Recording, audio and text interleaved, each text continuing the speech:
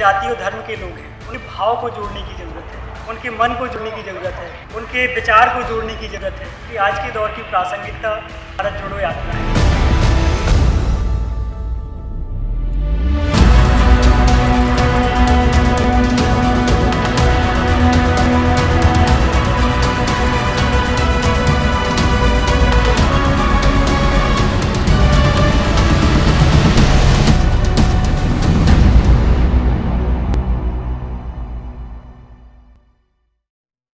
नमस्कार, यूएनएन भारत में आपका स्वागत है। मैं आपका मित्र आरबी उपाध्याय और आपसे गुजारिश चैनल को सब्सक्राइब करें, लाइक करें, शेयर करें। आज हम बात करेंगे मध्य प्रदेश। मध्य प्रदेश में भारत जोड़ो यात्रा। भारत जोड़ो यात्रा राहुल गांधी की अगुवाई में जिस तरीके से राज्य दर राज्य आगे बढ़ रही है, सपोर्ट मिल रही है, कहीं ना कहीं बीजेपी बैकफुट पर है और बौखला गई है। ऐसा भोपाल में बहुत सारे लोग इस बात पर चर्चा कर रहे थे कि मध्य प्रदेश में जब ये यात्रा आएगी तो मध्य प्रदेश बीजेपी शासित प्रदेश है, शिवराज सिंह चौहान मुख्यमंत्री हैं, वहीं सुरक्षा पर भी सवाल उठ रहे थे। ऐसे में मध्य प्रदेश से जो खबरें आ रही हैं, राहुल गांधी, प्रियंका गांधी दोनों मां नर्मदा की आरती करते हुए और ज्योतिराव सिंधिया जो कांग्रेस छोड़कर बीजेपी में शामिल हुए कद्दावर नेता, वो भी स्वागत कर रहे हैं भारत जोड़ो यात्रा का। इसके मायने क्या हैं? अलग अलग अर्थ निकाले जा रहे हैं। कोई इसे घर वापसी का नाम दे रहा है तो कोई इसे राजनीतिक बयान बोल रहा है। हकीकत क्या है? हम सब जानते हैं, राहुल गांधी और सिंधिया दोनों अच्छे मित्र थे और दोनों का जो संबंध था वो भी बहुत मधुर था। लेकिन जिस तरह मध्य प्रदेश की राजनीति में गुटबाजी हम देखेंगे, कमलनाथ और दिग्विजय सिंह। अब दिग्विजय सिंह और कमलनाथ आपस में गोटी उनकी सेट हुई, वहीं सिंधिया अपने आप को असहज महसूस कर रहे थे। जैसे राजस्थान में राजेश पायलट मुख्यमंत्री पद के लिए अभी तक इंतजार कर रहे हैं, वहीं सिंधिया इंतजार करना नहीं चाहते थे, उन्होंने इंतजार नहीं किया और एक फैसला लिया और बीजेपी ज्वाइन की। और तब उन्होंने कहा था कि 2 तारीखें मुझे हमेशा याद रहेंगी। पहला, पिता का छोड़कर जाना, दूसरी तारीख कांग्रेस को छोड़कर बीजेपी में आना। लेकिन तरह तरह की बातें उन्होंने उस समय बोली थी। लेकिन अब जब यात्रा मध्य प्रदेश में भारी बहुमत के साथ, भारी समर्थन के साथ निकल रही है और जो अपार जनसमूह उमड़ रहा है, तो कहीं सिंधिया का हृदय परिवर्तन तो नहीं हो रहा? ये प्रश्न उठना स्वाभाविक है। कहीं बिहार का रुख देखकर या जनता का रुख देखकर जो जनता सपोर्ट कर रही है, प्रश्न उठा रही है, भारत जोड़ो यात्रा मजबूती से आगे बढ़ रही है, राहुल गांधी की छवि निखर रही है, वहीं मंदिर में पूजा करने का वीडियो भी उनका वायरल हो रहा है। दुशाला ओढ़े हुए, पीला वस्त्र, इस पर भगवान शंकर नमः शिवाय लिखा हुआ, मंदिर में पूजा करते हुए, मां नर्मदा की पूजा करते हुए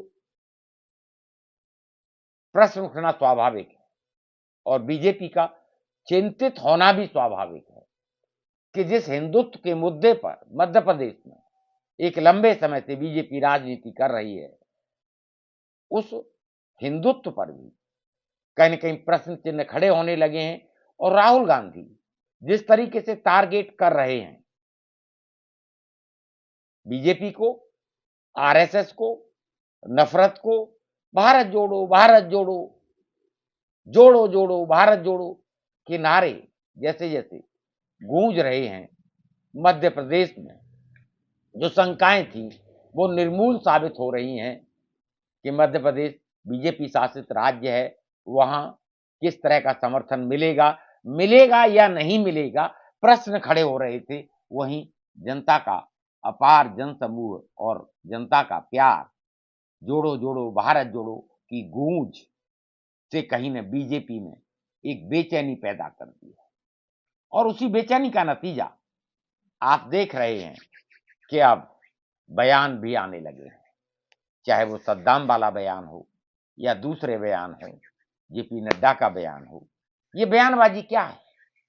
यात्रा को घेरने की कोशिश। लेकिन यात्राओं का अपना एक इतिहास है। अभी तक कांग्रेस जनता तक नहीं पहुंच पा रही।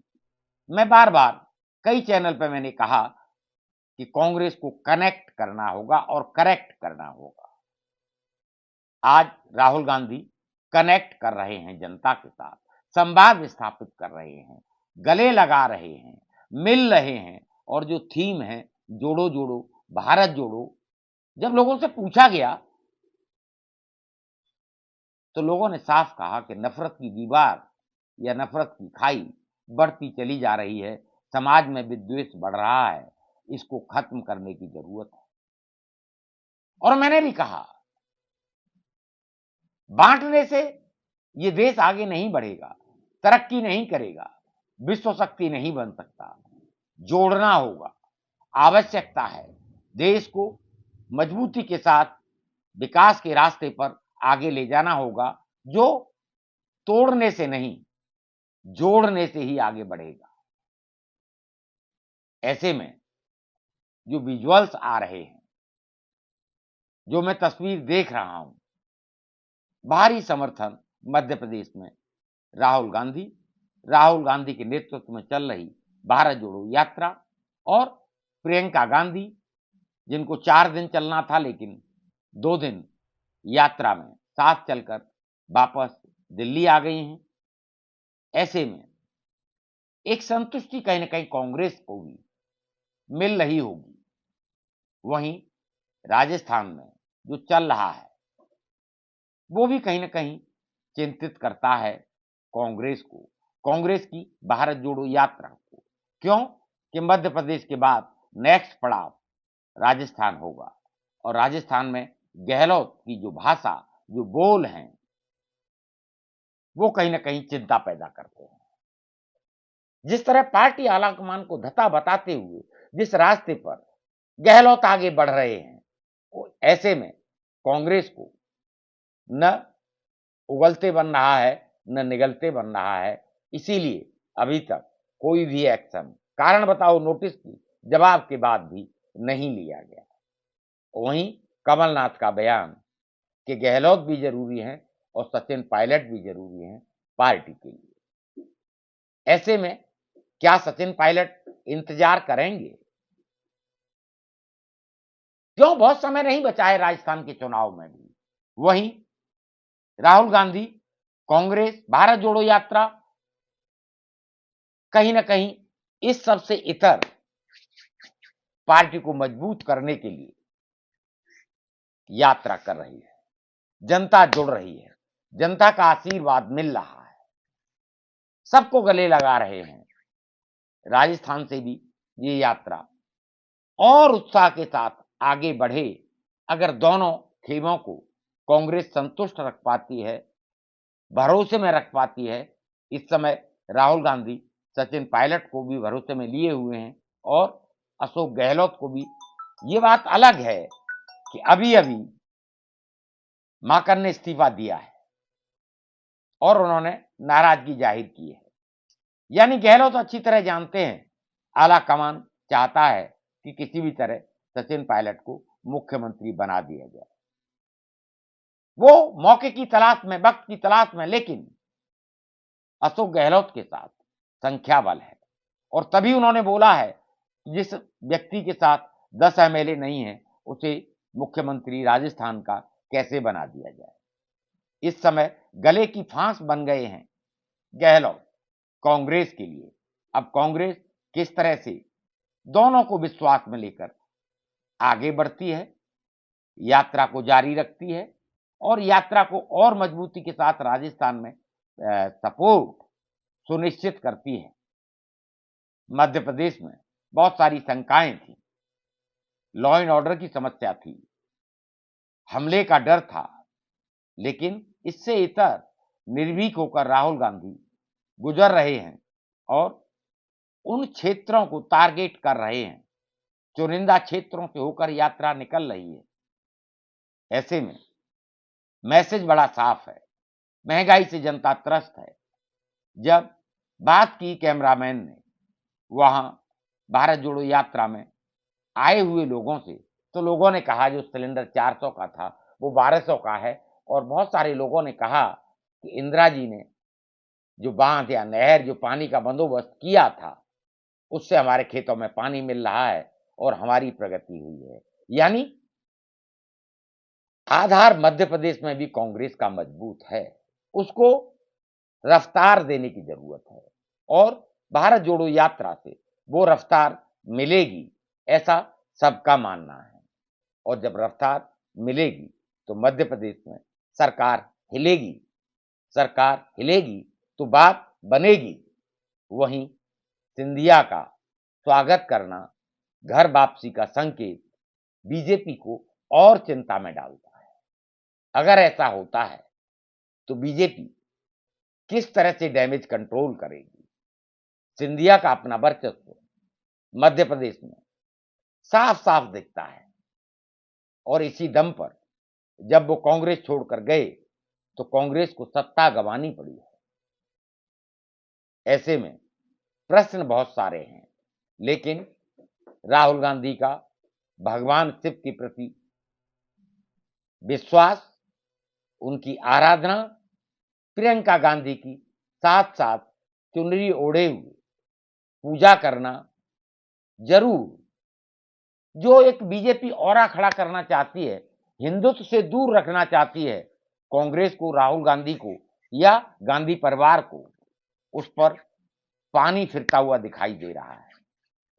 जिस तरीके से मंदिर में पूजा और नर्मदा की आरती, अपार जनसमूह, इसके बाद उज्जैन में भी कहीं एक सभा का उनका, शायद एक बड़ी सभा कर सकते हैं। महाकालेश्वर, और वहां प्रधानमंत्री जी जा चुके हैं। अगर वहां एक बड़ी सभा, प्रधानमंत्री से बड़ी सभा वहां करते हैं तो एक मैसेज साफ साफ जाएगा। इधर गुजरात में चुनाव चल रहे हैं, चुनाव प्रचार चल रहा है। यात्रा का कितना लाभ गुजरात में मिलेगा, कितना लाभ हिमाचल में मिलेगा, इधर दिल्ली में भी चुनाव चल रहा है। भारत जोड़ो यात्रा सिर्फ एक प्रदेश तक सीमित नहीं है। सोशल मीडिया जिस तरीके से जन जन तक एक एक विजुअल राहुल गांधी की एक एक बात पहुंचा रहा है, उससे मैसेज पूरे देश में जा रहा है। ऐसे में राहुल गांधी की छवि तो निखर ही रही है या निखर गई है। अब उन्हें कटघरे में खड़ा करना बीजेपी के लिए संभव नहीं है, बीजेपी की आईटी सेल के लिए संभव नहीं है। जो करोड़ों रुपए खर्च करके इमेज बनाई गई थी राहुल गांधी की, राहुल गांधी उस इमेज को तोड़ चुके हैं, उससे बाहर निकल चुके हैं। अब कोई भी ब्रह्मास्त्र बीजेपी का काम नहीं आ रहा है। ऐसा नहीं है कि टारगेट करना बंद कर दिया है। मैंने पहले भी कहा, बीजेपी अच्छी तरह जानती है कि कांग्रेस जैसे ही मजबूत होगी बीजेपी बैकफुट पर आ जाएगी। ऐसे में ये जो गुजरात, हिमाचल, दिल्ली में चुनाव चल रहा है, इस पर इस यात्रा का प्रभाव कितना पड़ेगा, ये तो जब चुनाव के परिणाम आएंगे 8 तारीख को, 7 तारीख को, तभी पता लगेगा। लेकिन ये बात पक्की है कि इस समय परिस्थितियां बीजेपी के अनुकूल नहीं है। चीफ इलेक्शन कमिश्नर के अपॉइंटमेंट पर भी सुप्रीम कोर्ट ने प्रश्न खड़े किए हैं। अब सुप्रीम कोर्ट पुनः नाराज है। कोलोजियम सिस्टम में जजेस के जो नाम भेजे गए हैं उन पर अटकाए रखना, लटकाए रखना, ये लटकाए वाला शब्द माननीय प्रधानमंत्री जी अटकाते थे, लटकाते थे। अब सुप्रीम कोर्ट कह रहा है कि कॉलोजियम सिस्टम में जो नाम भेजे जाते हैं उनको अटकाया जाता है, लटकाया जाता है। इसका दुष्परिणाम देखा जाता है, नाम वापसी के लिए मजबूर किया जाता है, यानी प्रश्न अब बीजेपी पर उठने लगे हैं। ऐसे में बीजेपी की 2024 की राह आसान नहीं है। आप कमेंट्स करिए, आपके कमेंट्स का हमें इंतजार रहता है। आपके कमेंट्स हमारा मार्गदर्शन करते हैं और आपसे पुनः गुजारिश, चैनल को सब्सक्राइब करें, लाइक करें, शेयर करें। नमस्कार।